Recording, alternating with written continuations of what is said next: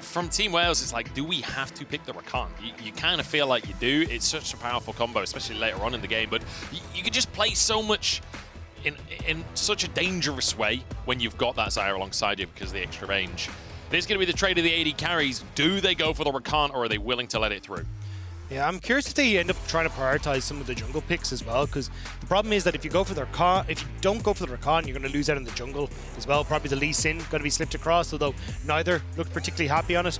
Surprised by the Nautilus. I thought maybe you'd end up with like the Rell or something as well. Could also be an opportunity, but it looks like they're just like, hey, we're happy enough to just try and go for the counter in the Nautilus into the Rakan. But you're still looking at, well, Xayah going to be able to just dodge away from that, so you're totally fine. And Renekton also going to be able to slip through, I imagine, alongside the Rakan for Shiauc here. Yeah. At least with the Kaisa Nautilus, it's kind of a classic combo in its own right. You do have a lot of power in that duo, but whether or not it matches up to Xayah Rakan, I mean, we'll have to see across the course of this game. CFO, though, kind of pick of the litter here. They've got the Rakan available. As we've mentioned, the Renekton will be locked in. You could also go for a jungler if you really want to, but we have seen a lot of junglers sort of left until the final rotations. Yeah, I'm kind of curious to see what the game plan is, because there are options to go like, hey, we take jungle, leave Rakan, we actually go towards like Rell, Alistair, Leona, those kind of things, and just play for the engage support trade. Yeah, and it looks like that is actually going to be the call. Now again, Rell can still flex into the jungle. She still has some agency there, just not as strong as she used to be. Yeah. But I still think the opportunities here to go for the double flex is going to be super nice. See if they're going to flex that around, or if it is just going to be Shiauc taking the Rell. Obviously, it's worth mentioning Blitzcrank is still currently available, so that's always a little bit dangerous. Team Wales, though, could go for something. Oh, I was going to say they could go for the Kazante. It's banned, luckily. It's the Jarvan, locked in for BeanJ, and he looked good on it. I do like what we're seeing, though, from both squads. It's like, hey, look, we've tried these pick comps that just haven't worked on getting up off the ground, so let's just go back to basics. Let's go for these team fighting squads. You've got Rell, a big engage tool, something that could work quite well with like an Orianna or something along those lines if JimieN wants to go towards that, or even the Nico that we've seen being a real threat, as I say it, in the play-in stage. But on the upside, Team Wales, it's like, you've already got the engage in the Nautilus. You've got the good engage in the J4 as well. Repositioning opportunities for this Kaisa. So your team fight is already setting itself up really nicely for this dive composition. So it's more of a case of how do CFO want to respond to this? Do they want to go for, hey, we're going to try and absorb a lot of that pressure, maybe go towards an Azir that can try and shove them back or try and keep yourself in check?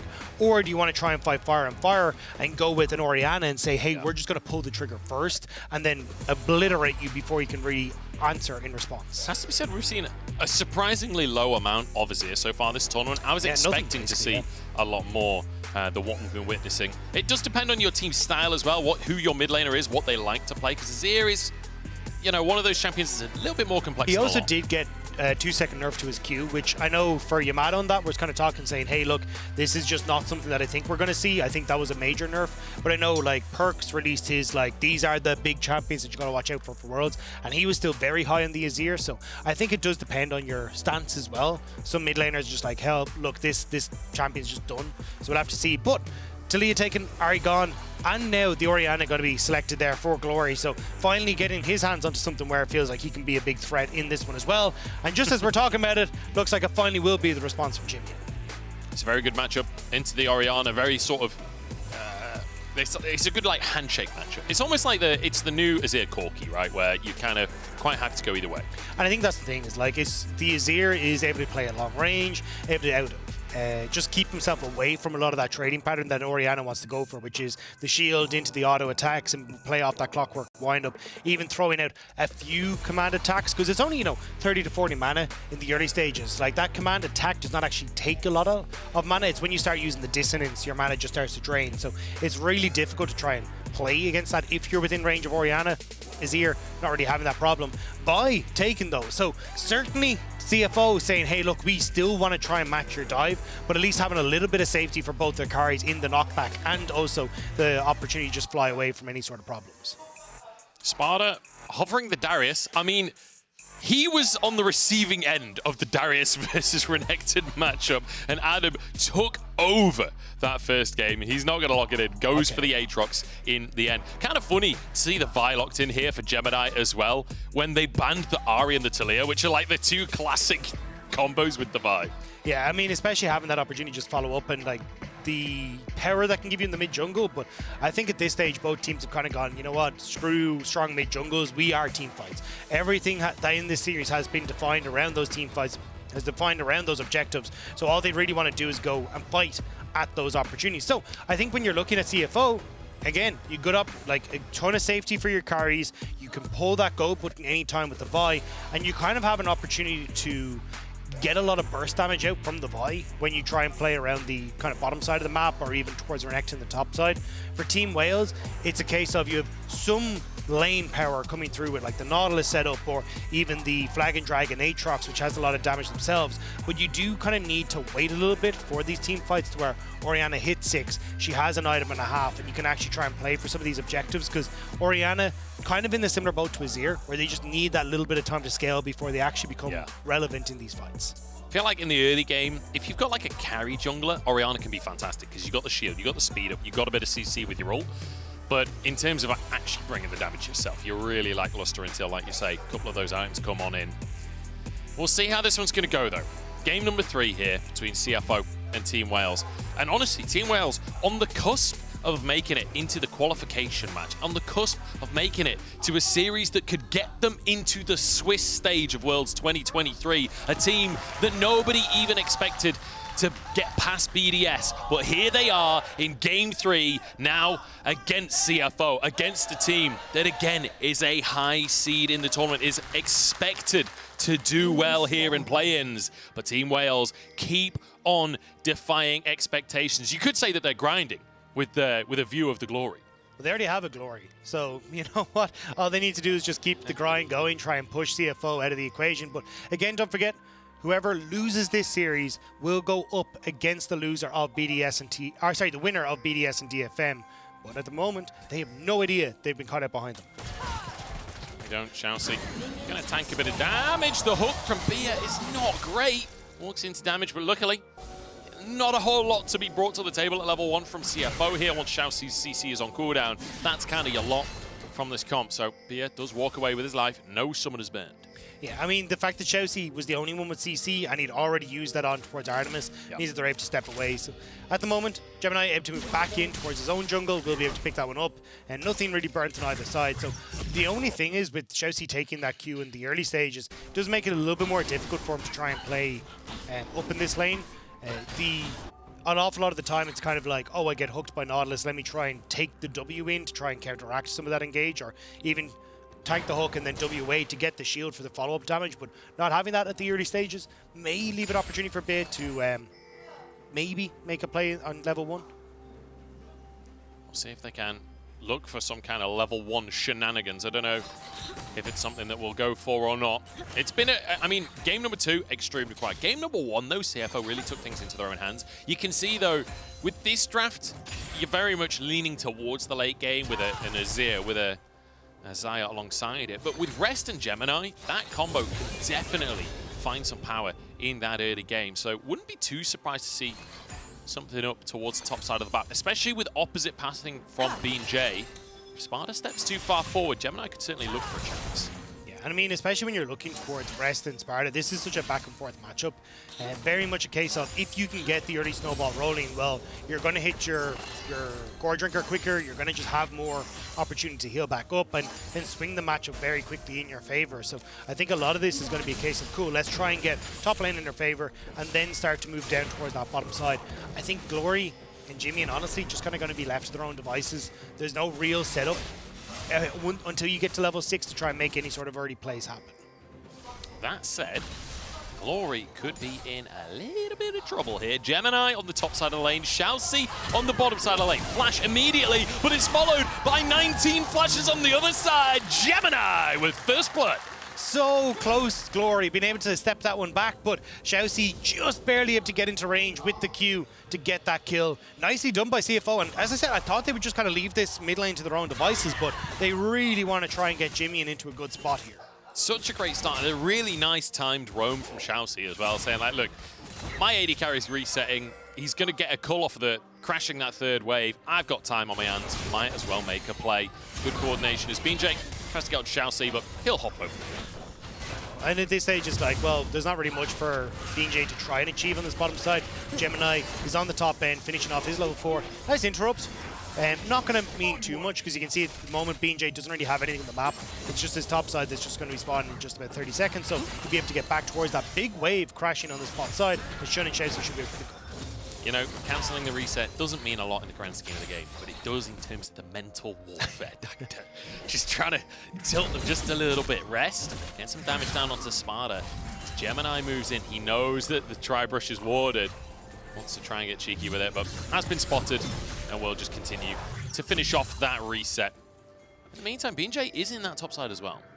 Yeah, BA trying to turn around that play earlier. Now, JimieN, I'm not sure how much mana he has. I don't know if he should just have enough for WE over the wall. Yeah, actually popped a cookie there as well to make sure that he can walk away. He really wanted to stick her out. He's just hammering autos out from Bia there, just taking damage. Yeah, I think he was like, can I just get away with this? Because if you don't have to use the E is such a massive amount of your mana pool in the early stages for the Azir, so trying to see if you can get away with it and be a bit cheeky, but has to use it in the end regardless. So resets, TPs back into lane. The big thing that I want to point out though is that on the initial play that we had in mid lane, it was Shiauc and Gloryy who burnt the flash. Gemini still has his up and available. So if I'm looking at like a level 6 that's about to be hit off this next wave that's coming into mid lane, I'm thinking Gemini, like just going towards mid, you have the flash onto Gloryy, have the follow-up coming through from JimieN, and you've got a nice little setup there. We can try and continue to punish Gloryy in that mid lane. Yeah, I mean, the fact that they managed to get the kill is a bonus, but the fact that it was Shiauc's flash to guarantee this kill, instead of it having to be Gemini flashing, does mean, like you say, they can repunish this, they can revisit. Like a great little sort of sequenced play there from CFO. Like you say, I'd love to see it again. And this is where, now, they won't be able to do it off of this wave just because you can see the wave has crashed. So you're just going to be waiting a little bit as these waves kind of push themselves back out into favor of CFO. But where Gemini's position on the map at the moment, see BeanJ is like very nervous about what this Vi is going to be up to. Wants to be in position to counteract it. He believes Gemini's gone bot. Might be correct. It's good hook. Shunn here trying to block for his support as the feathers come back in, but Shiauc's gone already. It's a kill going over to be a great little combo. 2 successful ganks now, 1 on each side. And I'm surprised that ended up working because you can see the vision that's in position there for CFO. They've already got the one ward here, they got just there, they got a second one that's just in the back of that as well. So you've actually got a good amount of vision to spot out where BeanJ is, but end up giving over the kill anyway. Great stuff coming out. Team Wales finding a chance to punish, and putting Shunn behind early would certainly be valuable. He's still going to survive. Luckily for them, it was Shiauc that went down, so doesn't fall behind on CS, does manage to, in fact, stay exactly even in CS, but has that call, so ever so slight minor advantage in the bottom lane for Shunn in terms of the CSing, but obviously the assist for Artemis there. So decent start from both teams. Let's talk big picture then. Let's talk next few minutes of the game, because I do feel like, you know, with the mid laners we've got, with the AD carries we've got, we're anticipating a fairly slow one, but when it comes to the junglers and solo laners, there's more space for action. We just get a quick replay here. Shiauc getting caught out, had to burn the W on the flag and drag, had no flash from that earlier play in mid. And you can see Gemini was hovering around bot side, but just wasn't quick enough to get to that bottom lane. But as you say, I think solo lane's now starting to be the target of attack. As Rift Herald up in 25 seconds, he is hovering in towards bot side river. Didn't spot Shiauc, as Shiauc's hiding in this brush, but again, I think it's kind of a case of I want to try and cover on this mid lane push for JimieN, make sure he doesn't burn a flash or anything before this Rift Herald spawns. I will say, decent vision coverage for CFO. A couple of wards in the river around Herald, 1 over towards the chickens as well, but not much deep vision, and 0 vision whatsoever from Team Wales. So Gemini going to be happy to start this one off as Artemis has swapped up towards this top side. Shunn still in the bottom lane here. Looks like he's not going to go for plates though. He's going to make a beeline now across the map. You've already got a ton of priority here. Artemis is going to be here quick. BeanJ has level 6, trying to see if he can set this one up. JimieN's still in the mid lane as Shiauc flashes out and then jumps back into the Cataclysm, but he's low on HP himself. That's BeanJ down. Shiauc traded. There's Bia in the middle of everyone, but everybody stacking up. Shunn's finally arrived, but it's too little too late. Gemini's gone down already, and Sparda happy to tank up for his team. The Aatrox charging forwards, but Shunn in the meantime is getting damaged down, and JimieN protects his top laner. We reset for a second, but it's 2 for 1. The fact that you end up with Gemini going down late means that BeanJ going to be out here faster. They should be able to turn this over, but again, Shunn, little bit too late to the party. Artemis had already been in a position to try and follow that one up, so he's perfectly fine to set up the fight with the numbers advantage for Team Wales. Hook comes in, it's onto the mid lane, but the W hit a minion. So there's no follow-up there from Artemis. He didn't have his ultimate, but the damage alone might have been enough. JimieN walks out with his life, and this will be a singular plate to Shunn if he can just get 1 or 2 in. Yeah, it looks like Team Wales, though, not actually... I thought they were just going to start Rift Herald to take it as the 4-man squad. Knowing Gemini would be late, BeanJ comes in, they smite it, all is well and good. You get to cover the mid play, and then you'll be in a position to follow up, but not actually going for it. And now, with Artemis going low in the mid lane and having to reset thanks to Shunn and JimieN, it's actually going to be CFO who pick up that Rift Herald on the top side. Response should come through from BeanJ, where he'll roam over to try and push in bot, get some vision control for this dragon, but we'll see here, like, look at where Artemis is in the map. He's already coming into this fight, so even though Shiauc flashes, misses the Q because it's a bit of a trade of positions, but still they get the kill. It's just they've more in the tank here for Team Wales as Sparda starts to come in as well. They turn themselves onto rest, Gemini ends up falling, and this is kind of what I was talking about, where JimieN and Shunn, they have a ton of opportunities to keep themselves safe from Team Wales on the back line and trying to continue these fights forward, like keep themselves at bay. Yeah. But unfortunately, there's just not enough damage at the moment from the Azir or from the Xayah to try and carry that one back. And it feels like there's a little disjointed from CFO, right? The fact that Shunn's not there yet, JimieN's not there yet, and you're already starting to fight, it's not ideal from their side. Just put them a dramatic gold lead of 200 for Team Wales at this point. But they are going to be able to start off this Drake, as you mentioned, off the back of the tempo, off the back of the Herald being taken from CFO. Team Wales are able to get vision control of the area. Will be able to secure themselves their first Drake of the game. Will be a Cloud taken here, which means Soul is open to be Mountain this time around. That would be fairly nice for either side to pick up Artemis. Already getting caught out by Shiauc, not quite able to get the Q to hit, but CFO stepping forward now. They see that they've already got pressure onto this bottom side thanks to the wave. Should be able to pick up a plate for themselves. And with Rift Herald in tow, they're trying to make something happen. But there's a lot of members of Team Wales here, even with Gloryy starting to roam down towards that bottom side to keep CFO off the turns. It's going to be down to BeanJ now, trying to track Gemini. Ensure that he doesn't get free entrance into any of these lanes. The plate's still up for another 3 minutes time, so they've got time to use that Herald, and in fact, just going to slam it down towards this mid lane instead. JimieN, I don't know if he managed to get a hit on it. Doesn't look like it. So I think all of that gold just going over to Gemini. Yeah, a little bit unfortunate. I think they wanted to try and get as much of that gold in towards Shunn, and if you can even get that bot lane tower down, it opens up Shiauc to continue making these plays because you can push in boss. BA has to be careful about, like, is Artemis going to be safe from Shiauc and Shunn? But not going to be the case. Either way, Shunn will pick up another play for himself. So a lot of gold going across into CFO off that play. And with the Divine Sunder on the way for Gemini, he should still be very happy with the fact he's picking up this early gold. Rest trying to find a 1v1 here onto Sparda. He's a level up at this point in the game. Sparda realizing, trying to back away here, but if he can land his Qs, perhaps could turn it around. Q3 available, and Rest knows it. Steps backward, dodges that one out. Yeah, you can see the difference in items there. You got the Iron Spike whip already completed. Oh, hang on. Oh, big combo down at the bottom side. The root comes in, and it's, I mean, there's really not a lot you can do against a Vi, is there? The ultimate comes in, the feathers follow it up. Beautifully done. And a kill into Shunn's pocket. And also, bot lane tower, more than likely, or at least some of these plates on bot lane tower, going to go over, because it's just the Nautilus that's underneath this tower to try and keep it safe. You can see Shiauc covering a potential play on mid lane, but as soon as they realize that it's Bay underneath this tower, I'm not sure if they want to try and commit for a bit more, but yeah, it looks like they'll be happy with just another plate going across the Shunn. But like, Shunn just got a plate earlier on.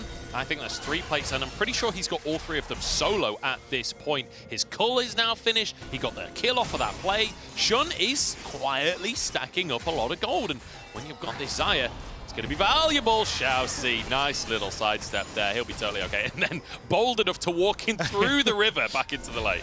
Yeah, it's just like, well, BeanJ is here. I can spot him the whole way through, but I don't know how heavily they want to try and commit. But with the jungler now gone, hang on, and Orianna on the way, this might have been a mistake from CFO. The recall being channeled by Shunn. He's like, I'm sorry, Shiauc, you're on your own, pal, but he can clear them. I think they weren't sure if JimieN had just gone for the reset, so potential like full mythic item coming in into the TP play on bot lane could have been a disaster if Team Wales had gone for it. So with JimieN not in vision, they're like, look, we're just going to call this one quits. They also didn't know that Gemini had full reset, so they decided to back away instead.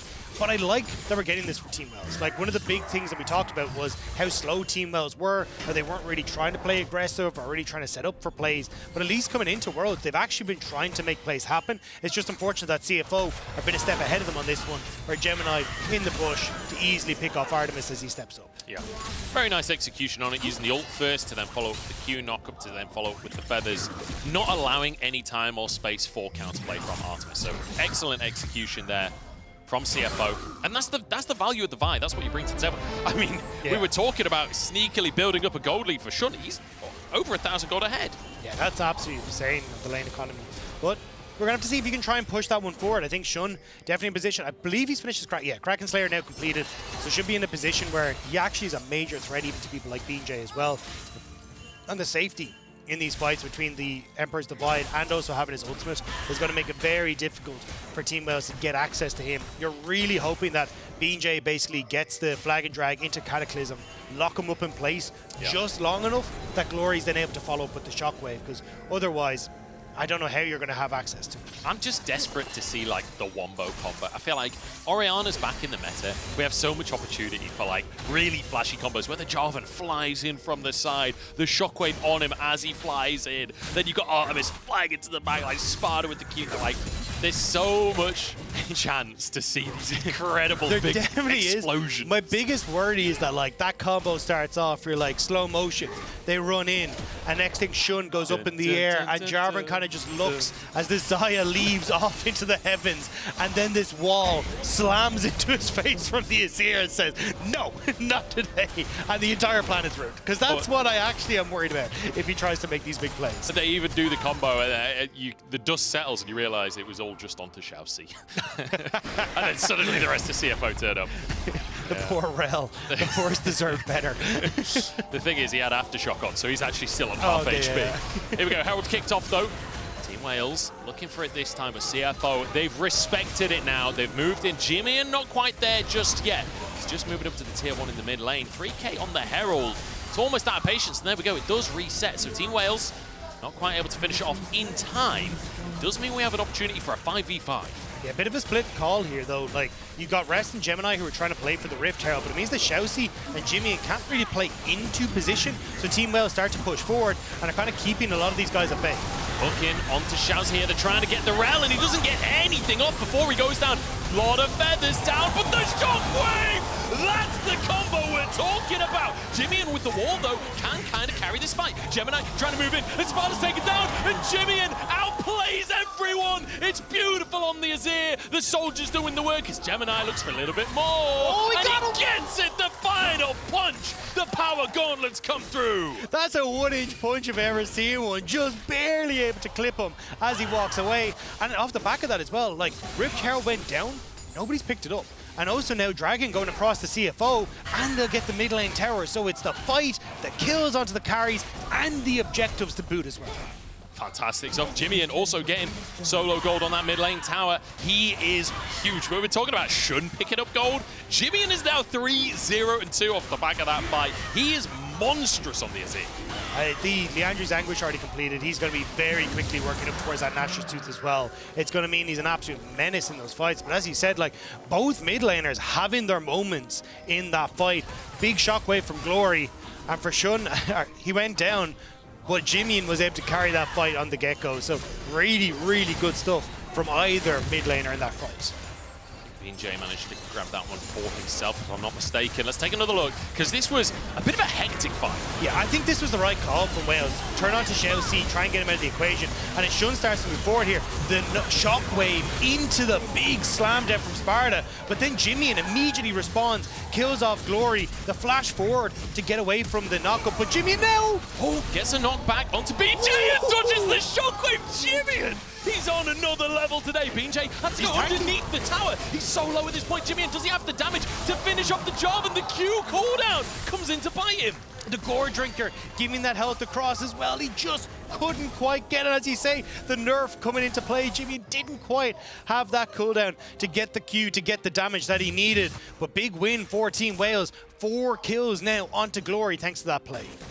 Massive play and so close for JimieN. Like, you've got to say he played it immaculately. The ultimate, dodging away from the shockwave, very nicely done.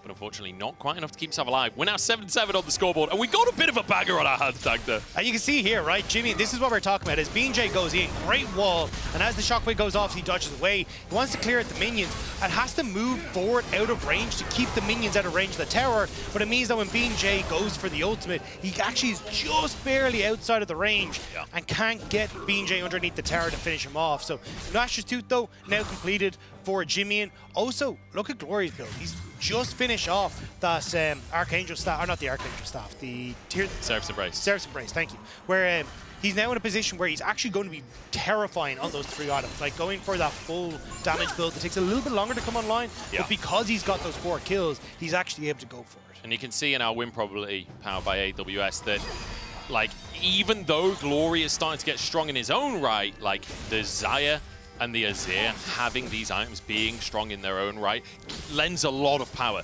towards CFO. Having that extra Drake, having a 3k gold lead overall, it is feeling positive for CFO. Team Wales by no means out of the game just yet, but still a very comfortable position for the side of the PCS. Yeah, I think it is going to come down to the fact as well, like 2 dragons already picked up by CFO, a potential 2nd mountain dragon going into the hands of CFO is going to make them so much tankier, where that burst damage from the Aatrox, the Jarvan, the Orianna isn't going to mean as much.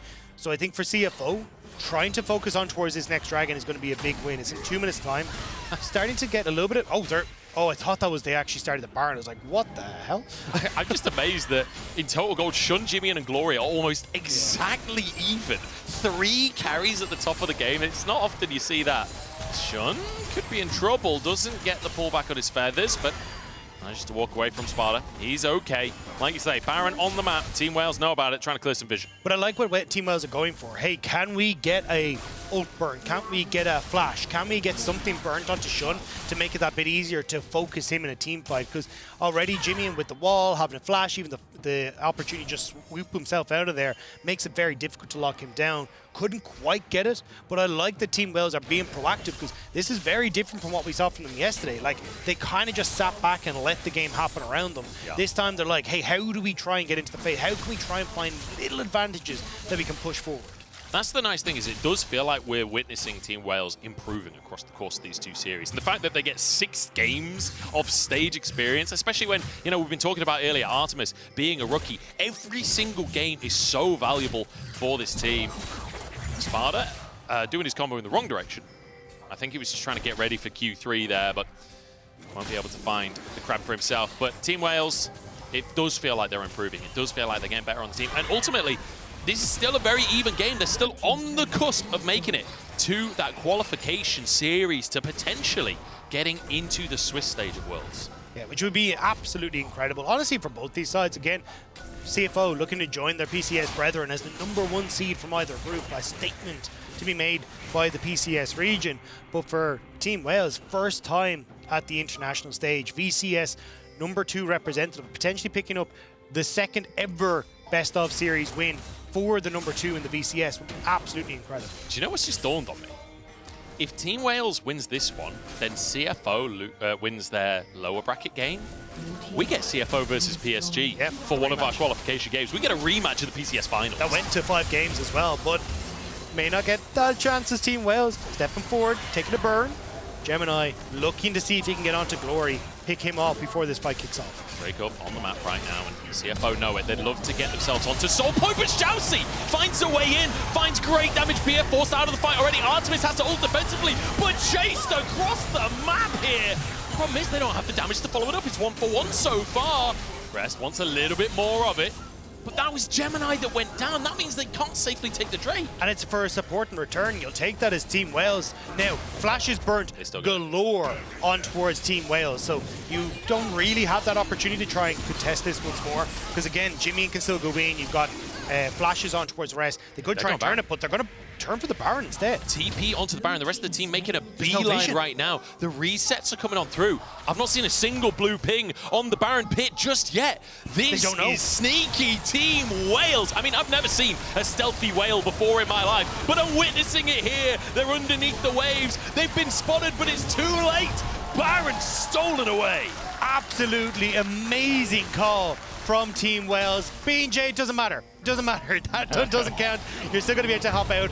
But the fact that you managed to sneak that one away, CFO completely caught with their pants down. Even Sparda shows a mid lane, so they don't think it's happening. But Shiauc, fantastic engage here. The setup is there, but Shunn, too short range to auto attack up the wall. JimieN is the only one that can get in position. And Artemis being able to reposition helped out a good bit here, because it means that you end up bringing the buy with you, but you are able to get the turn immediately from BeanJ as well to again keep Artemis safe by the space where Shunn and JimieN just can't quite follow up because the fight had teetered so far away from them. The battle between Gloryy and JimieN continues here. Both of them doing massive damage, and Gloryy has slowly but surely been keeping that goal coming in. 5 kills now. 2 items finished, almost 3.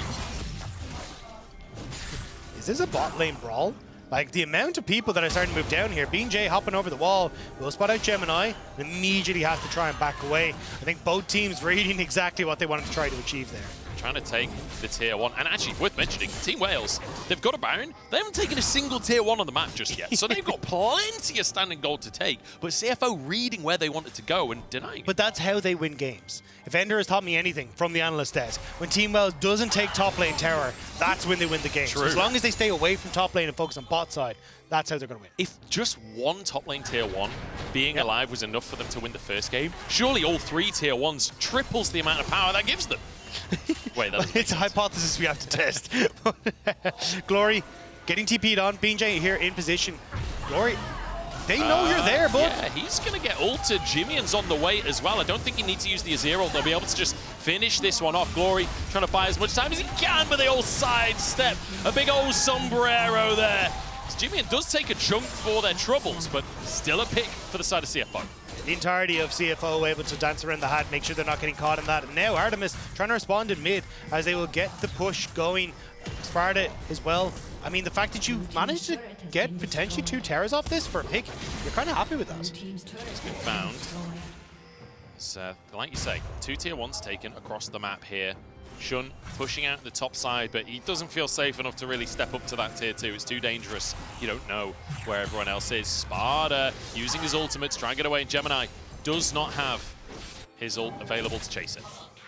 Still, like, I think you're happy as that as Team Wales. Like, look, obviously it sucks that that Gloryy went down, but the fact you're getting 2 towers out of that equation, like all outer turrets are now down, and you can start to set up the vision control that you want, play for the likes of the Dragon. Now, it is like, this is their Baron buff. Like, this is kind of starting to dwindle down a little bit, and you can see from the results that, like, CFO, just off that last play, their win expectancy powered by AWS has gone down a little bit, despite the fact that they were the ones making the aggressive play. It does feel like they do still have that advantage. It's not mince our words, but like you say, it's incremental, and that's what Team Wales need at this point. Yeah, I think the big one that I need to see now is for CFO to go, right, this is our Dragon. Minute time, we need to start getting control of the map. Already you can see Gemini and Shunn stepping up together. They're aware that they need to try and get control over this mid lane, but eventually they have to try and draft that vision in towards the bottom side of the map. Get deep vision so that they can spot out where Gloryy is, where BeanJ is. Give the opportunity for them to set up a front 2 back. That means that JimieN is safe, Shunn is safe, and there's no real issues. Because at the moment, their vision is so shallow. Like, they barely have it in River. And it means that it's very easy for BeanJ to hover on pinks like this. And if Shunn steps up, they blow his flash, they blow his ultimate, and then now you're in a position where Bay can then follow up with his ultimate. Target Shunn, set up for that dive potential that Team Wales have. Just going to clear the way. I was watching BeanJ to see if he'd try and make anything happen, but Drake up in 30 seconds.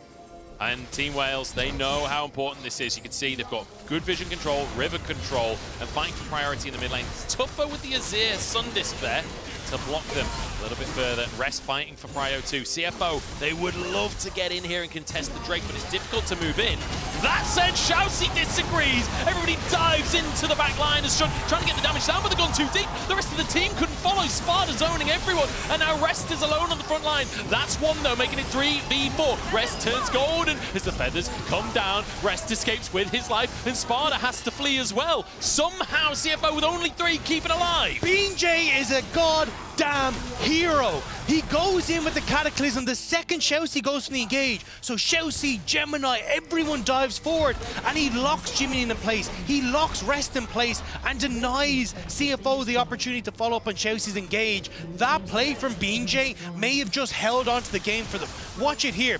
Shiauc gets rid of the Banshees, goes to the engage, and BeanJ immediately ults onto the top side, stops JimieN following up, who doesn't get over the wall. Rest can follow up, and Team Wales get to regroup, set themselves up again, and follow through after dealing with the 2 divers on the back line. Phenomenal. So Shunn doing a really good job of stopping the then follow-up from Team Wales. If he doesn't ult there, if he doesn't have those feathers available to threaten, that could have gone disastrously wrong. I will just quickly point out 3 items on both mid laners. Gloryy going slightly more defensive and has that needlessly large rod on top, whereas JimieN, he's got pure damage and has a stopwatch. Baron coming up onto the map in 10 seconds time.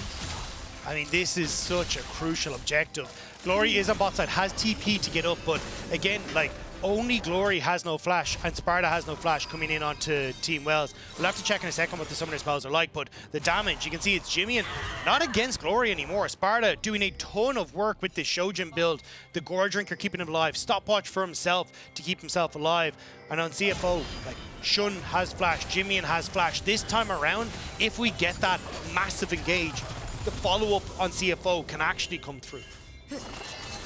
If they can get the engage, and that's a big if. Both teams playing fantastic. I mean, like, the level of play feels absolutely matched in this 3rd game. It feels like Team Wales have evolved over this series. CFO learning from their previous mistakes in game number 2, and now 10-10 on the scoreboard as we broach 30 minutes. 3 minutes until that Drake comes up, but the Baron is on the cards. Team Wales feels like once again in control of the river.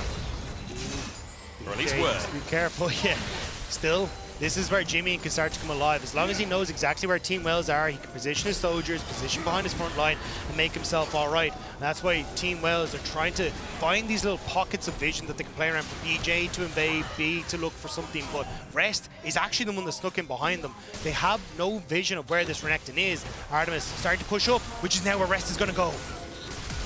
Yeah, flashing forwards, but instant reactions there from Shunn. Protects himself with the ultimate. Gemini, the target, turns golden. Rest is in a perfect spot to get into the fray, but actually, they just engage onto him instead. He has to dash away himself. JimieN hasn't been able to participate just yet. Might have to ult to protect his top laner, but doesn't. Holds on to the ability as Sparda now charges forward. Shiauc into the fray. BeanJ taken down. No survives with the shield. In goes JimieN and down he falls. Team Wales, they found themselves the fight and they finally get ahead, but BeanJ, no! The blast cone betrays him. He gets out with his life.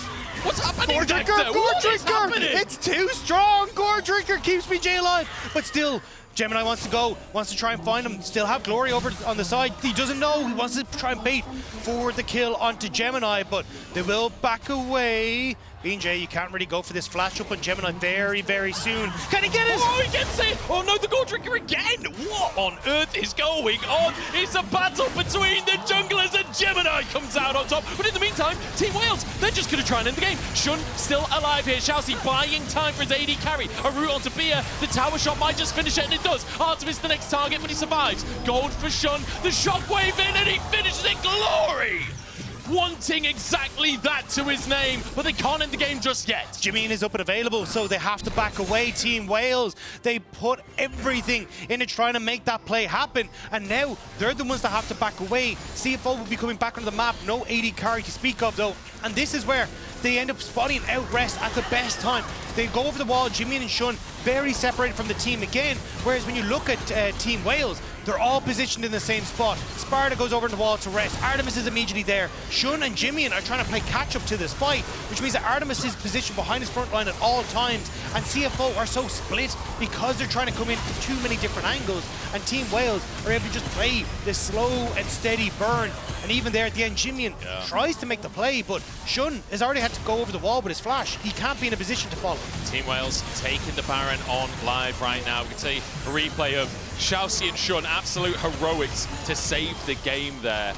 And a great little shockwave, perfectly timed, but it is Baron over to Wales. I feel like JimieN needed to use the ult a little earlier in that fight. He was trying to find the hero play, but honestly, you just got to escape the play at that stage. Still though, this is sole potentially here for CFO if they can get this. Fight for mid priority is crucial. Vision is nowhere to be found for Team Wales, but they find the pick. Team Wales found their way onto the top laner here. Rest is tanky, surviving a long time here, and he actually dashes out over the wall. Shiauc in the meantime finds the engage. That's the ult that JimieN was looking for, and it's absolute carnage in the river. Shiauc though is too far forwards. He's surviving for now as Sparda goes forwards, and a stopwatch again. The feathers flying for Shunn as he pulls them back in. Sparda surviving, but the rest of his team obliterated. And just when it looks golden for the Wales, it's CFO that fly back in. Getting smacked in the face by the Oyster. Shiauc. Never mind, Shiauc making the play. Gemini wants to try and do it. He's trying to keep Sparda at bay. Screw the dragon. They want to end the game. Sparda, is he able to kill Gemini and TP back? Has the Baron recall. Gemini stops him again. Nicely done. This is not Gemini's first jungle 1v1 in the last few minutes. Manages to stop Sparda resetting, and he'll stop there. He knows he'll die if he goes for any more, but that will be... Hang on. Sparda feeling cheeky with it, but he got spotted on a ward. He will have to reset. Dragon is up right now, and CFO are making a beeline for it. There's no TP for Gloryy, though. TP is available for Sparda, immediately moving down onto this bot side.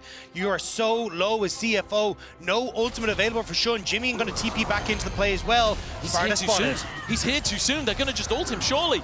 In goes Gemini to try and start the fight off. Shunn has the damage to take down this Aatrox. Reinforcements arriving in the form of BeanJ, and they turn it around onto Shunn. The bird is not the word anymore. BeanJ trying to go forwards, but he's overstepped as well. It's disaster on both sides. It has to be a JimieN carry. JimieN has to be the one to be the consistent damage in this one. Sparda reset, coming back out. No jungler available for Team Wales. They can't go for the steal. They have to go for the fight. Gloryy hiding on the bush. Look at Rest. He needs to TP back into this play. Otherwise, this dragon is just going to be gone. TP in, setting up for the dragon. Bit of damage onto Sparta, pulling onto Rest here. They've got the damage to take him down. Artemis just free firing onto the top lane and flies into the backside and takes out JimieN. Artemis, queen of the hunt, goddess of the hunt, and king of the rift. Dragon is ignored. Team Wales run to the base. They can already see it in their eyes. Super minion versus super minion. Sparda needs to try and clear this out. The last tick of the Baron buff is going to try and take them across the finish line. The PCS versus the VCS will be decided now. It's Shunn and Shiauc once again to try and defend the Nexus. They did it once as Shiauc goes in looking for Gloryy here, but Shunn already lost half his HP. Shiauc's gone down this time, no stopwatch to save him. The feathers, they're not going to be enough. BS steps forward, he's happy to sacrifice himself. Gloryy steps on up for the rest of the team. They're taking down the Nexus. Shunn wants it, he's desperate for it, but he's denied. Team Wales, ever the underdog and ever outdoing expectations. Team Wales will never be denied. The history of yesterday will repeat itself. Lose game 1, come alive in game 2, and a hard-fought game 3 will see the VCS second seed take the first seed of Group B. You can see the joy in their hearts with that big team hug right there. They must be over the moon right now. And honestly, for VCS fans everywhere, they've got to be cheering at home, because after GAM had their first series, it looked a little dicey for the VCS, but Team Wales outdoing expectations. I mean, doing so well domestically.